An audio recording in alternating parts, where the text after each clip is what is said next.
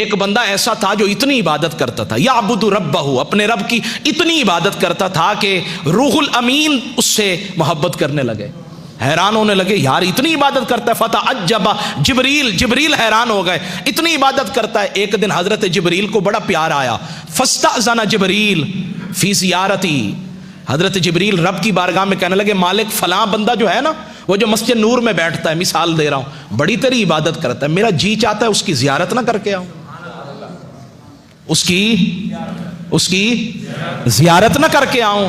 حضرت جبریل نے جب یہ بات کی نا، رب نے فرمایا تجھے اجازت ملے گی، اذن لہ، اجازت دیتے ہیں، بشرط، لیکن ایک شرط ہے۔ کیا شرط ہے؟ کہا ان ینظر فی اللوح المحفوظ، لوح محفوظ میں اس کا اصل، اس کی جو قسمت ہے نا، تقدیر ہے، ذرا وہ دیکھ لو۔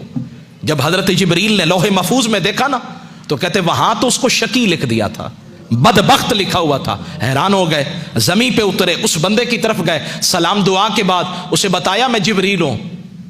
وہ پھر بھی اس کی عبادت میں لگا رہا۔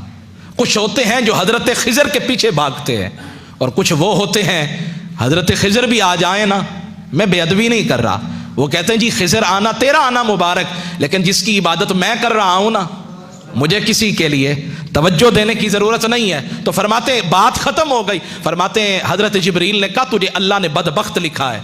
وہ پتہ کیا کہنے لگا؟ الحمدللہ، نہیں سبحان، اونچی وانا سبحان اللہ، ہر حال میں راضی رہنا، جیسے تو راضی ویسے میں راضی۔ کہنے لگا الحمدللہ، یا اللہ تیرا بڑا کرم ہے، کم از کم لکھا تو ہے نا، بدبخت لکھا تو ہے نا، کچھ نہ کچھ تو لکھا ہے، ادھر لکھے پھر بھی تیری مرضی ہے، ادھر بھی لکھے تیری مرضی ہے، کم از کم اتنا تو دلاسا ہے کہ تو نے لکھا ہے۔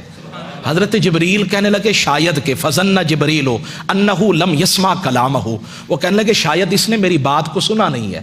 فاعاد علیہ القول، اس حضرت جبریل نے پھر کہا حضرت آپ تو ساری زندگی عبادت کرتے رہے، سجدے کرتے رہے، اور رب کا یہ معاملہ ہے کہ اس نے آپ کو شقی لکھ دیا ہے۔